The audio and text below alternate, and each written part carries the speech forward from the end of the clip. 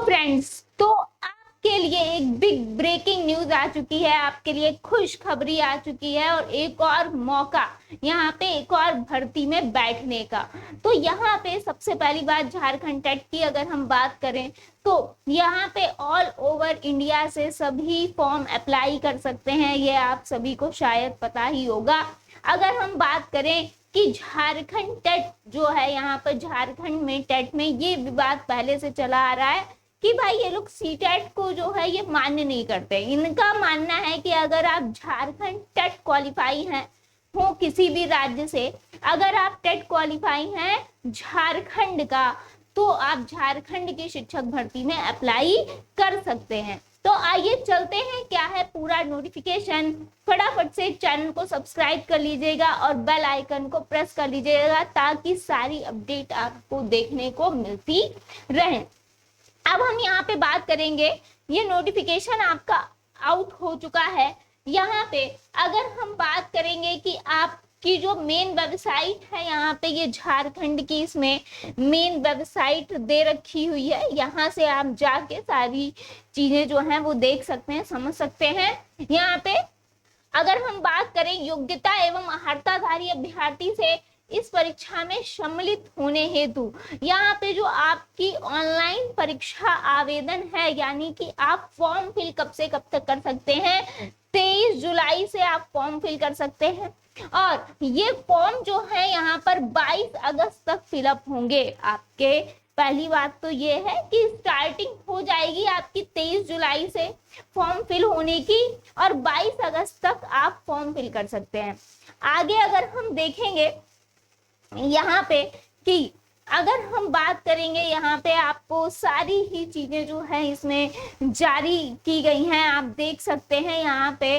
और यहाँ पे काफी सारी चीजें आपको यहाँ पे नोटिफिकेशन के जरिए दे दी गई है। जो आपके लिए इम्पोर्टेंट है वो ये है कि यहाँ पे आप देख सकते हैं कि कक्षा 1 से 5 तक का प्राथमिक स्तर होगा, यानी कि लेवल 1 प्राथमिक विद्यालय, 6 से 8 तक उच्च प्राथमिक विद्यालय लेवल 2।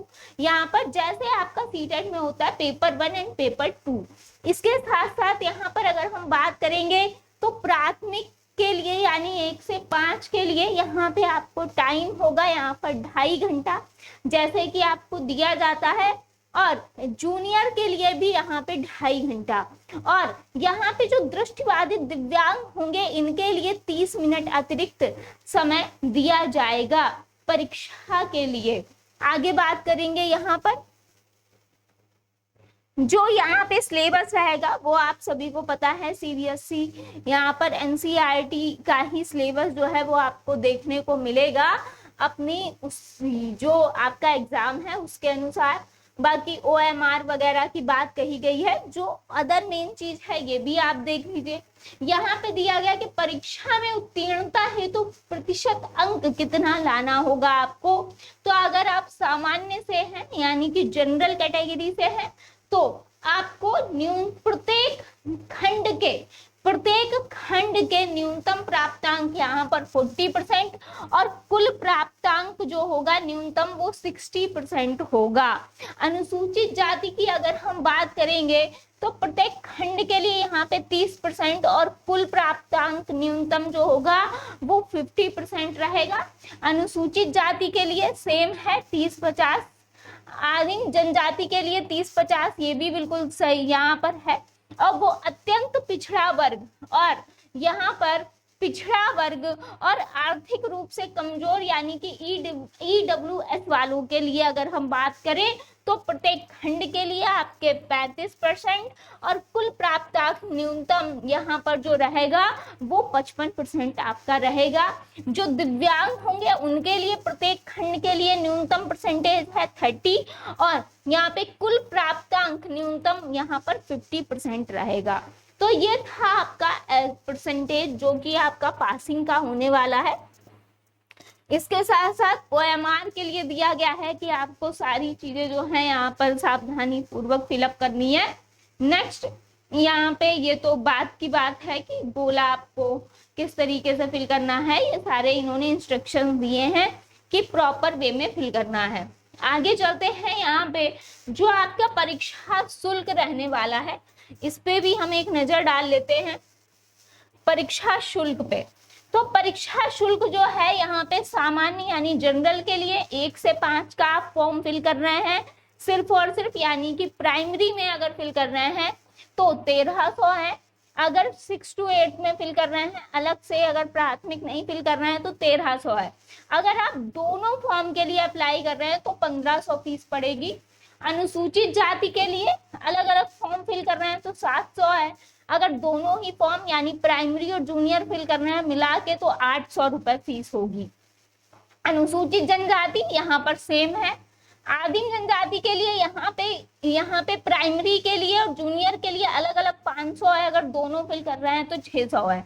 अत्यंत पिछड़ा वर्ग यहाँ पे और पिछड़ा वर्ग के लिए, और यहाँ पर अगर हम बात करें आर्थिक रूप से जो कमजोर हैं इनके लिए अगर आप प्राइमरी का भर रहे हैं तो सिंपली तो 1300 रुपए, अगर आप जूनियर का भर रहे हैं तो 1300 है, और अगर प्राथमिक जूनियर दोनों का फिल कर रहे हैं एक साथ तो 1500 है। नेक्स्ट अगर दिव्यांग की बात करेंगे तो 700 रुपए, प्राथमिक जूनियर के लिए 700, दोनों फिल कर रहे हैं तो 800 रुपए फीस आपको देनी होगी। और एक चीज इन्होंने जो कि साफ कह दी है कि शुल्क राशि जो है ये जमा करने के पश्चात उक्त राशि यहाँ पर वापस नहीं होगी भाई, आपकी यहाँ पर फिर से वापस नहीं की जाएगी, ये इन्होंने कह दिया है। अब यहाँ पर आपको जो भी चीजें हैं इंफॉर्मेशन है वो प्रॉपर आपको डिटेल में फिल करनी है। इसके साथ साथ यहाँ पे जो है आपको यहाँ पे ऐसा कुछ भी नहीं आपको दिया गया कि जिससे आपको कहीं ना कहीं कोई दिक्कत हो। इसके साथ साथ अब हम अगर बात करें तो आप जो है यहाँ पे ऑल ओवर इंडिया से फॉर्म अप्लाई कर सकते हो, अलग अलग राज्य से अप्लाई कर सकते हो बिल्कुल, लेकिन आपका यहाँ पर जब आपकी झारखंड में शिक्षक भर्ती आएगी तो आप यहाँ पे जो है ये झारखंड टेट इसलिए भी और इम्पोर्टेंट हो जाता है क्योंकि ये लोग सीटेट को मान्य नहीं करते, और अगर आप झारखंड की वैकेंसी के लिए यहाँ पर अगर आपको क्यूरियोसिटी है, अगर आप झारखंड की वैकेंसी को हासिल करना चाहते हैं तो बिल्कुल आपको झारखंड टेट को जरूर क्वालिफाई करना होगा।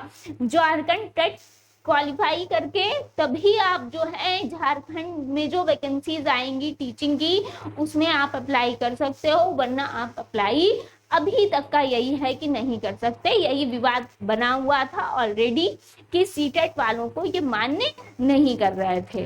तो जल्दी से जाइए, झारखंड की वैकेंसी जो है वो आएगी बेहतरीन तरीके से, तो यहाँ पे टेट को यहाँ पर फिल कर दीजिए और इसकी बेहतरीन तरीके से तैयारी कीजिए। मिलते हैं नेक्स्ट सेशन में, नेक्स्ट अपडेट में, जिसमें हम लोग सिलेबस वगैरह ऑल ओवर चीजें डिस्कस करेंगे। थैंक यू सो मच सभी का जुड़ने के लिए।